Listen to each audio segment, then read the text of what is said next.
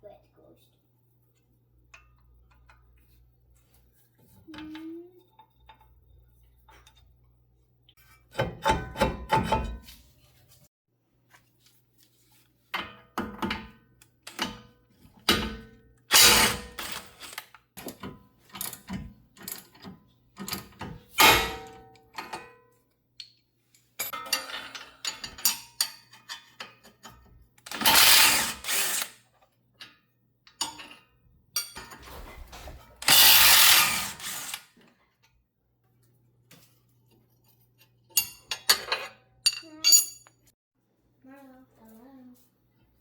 Marlo, can you hear me?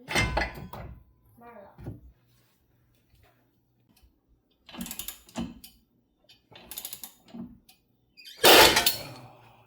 What's your picture taken?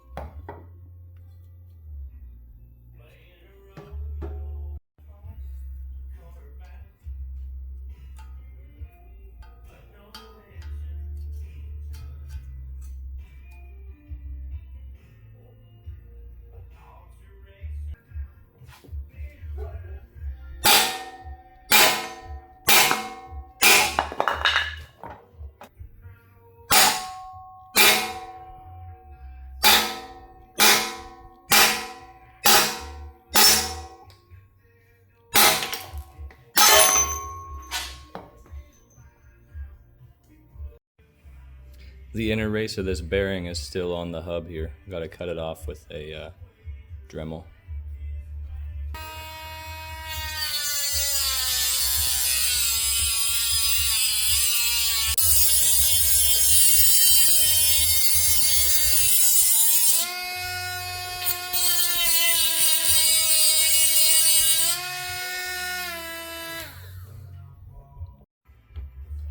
Once you get it cut pretty good, you can take a chisel and bonk in there to split it.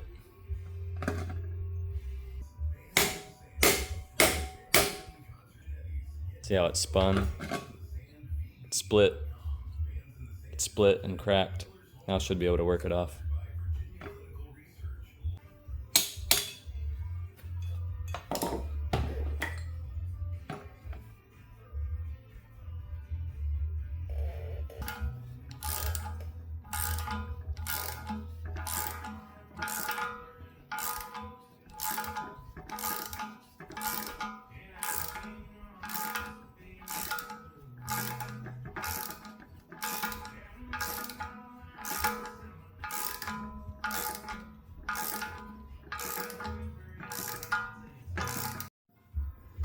Alright, here the new one's pressed in. When you press from this side, you want to make sure you have something that will press only on the outer race of the bearing, not on this raised inside race. This part fit down inside, this part, and then it's recessed, and then this part is what was making contact and pressing downwards. On the other side, I had this part here was pressing against the inside of the knuckle. That way we could draw the new bearing in.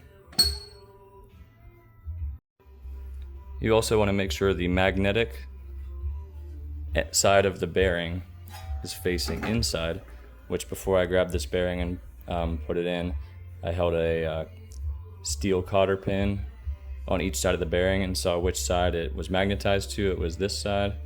That's the side that you want to pull in so the ABS sensor can read that signal.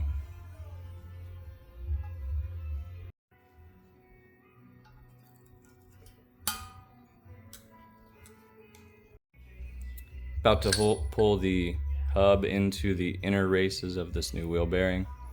I'm going to get a plate that holds pressure on the inner race of this bearing.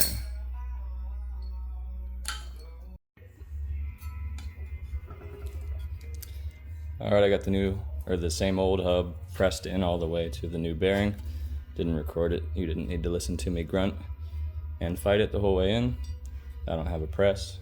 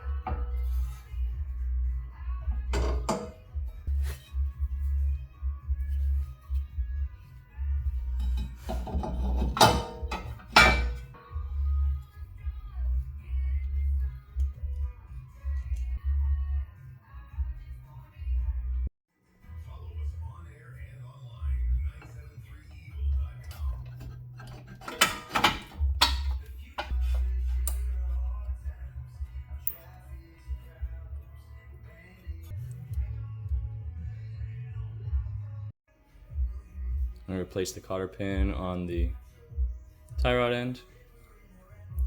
Just kidding. Use a new one.